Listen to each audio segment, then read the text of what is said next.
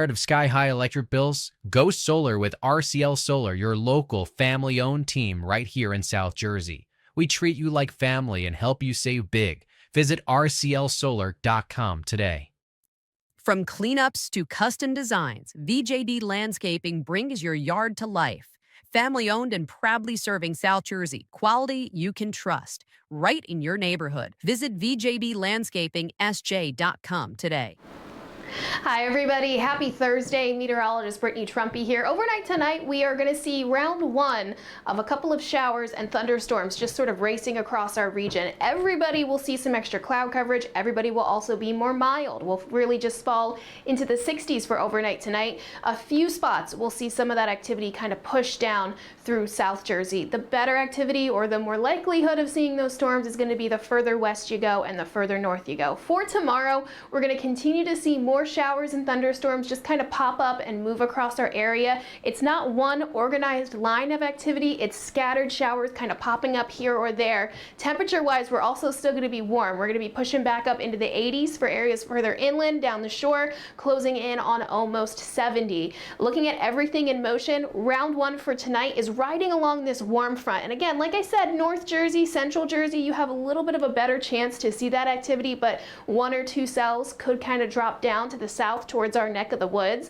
Then as we look forward to Friday, we're in that gap between those two different fronts where we're just going to see some scattered showers kind of pop up. And then for Friday evening, we'll see a couple of showers riding along that front set up across our region. Then we have to deal with the stationary front. This is a very interesting situation for our area. It could be a real feast or famine scenario depending on just how far north or just how far south that stationary front wants to set up camp. Either way, it's going to lead to more opportunities for showers and thunderstorms as we look forward to Saturday. And then for Sunday, we finally have it kind of drop a little bit further to the south, but then we have to deal with the low pressure moving in. So that's why we have more chances for rain as we look forward to the start of next week. It's going to be that low pressure that gradually starts to push towards the East Coast. Here's a general explanation of that setup. Like I said, how far north or south this boundary wants to set up is a big key component of what we're looking at for the next couple of days. So in this scenario, you have that front just a little bit to the north. That pushes some of the heavier rain a little bit further off to the west, and it also puts us on the warmer side of things. We have that warmer air tapping up towards our area. If that front wants to drop just a few miles south, that means we're better likelihood, or we have a better likelihood to see that heavier rain as it moves a little bit closer towards our neck of the woods.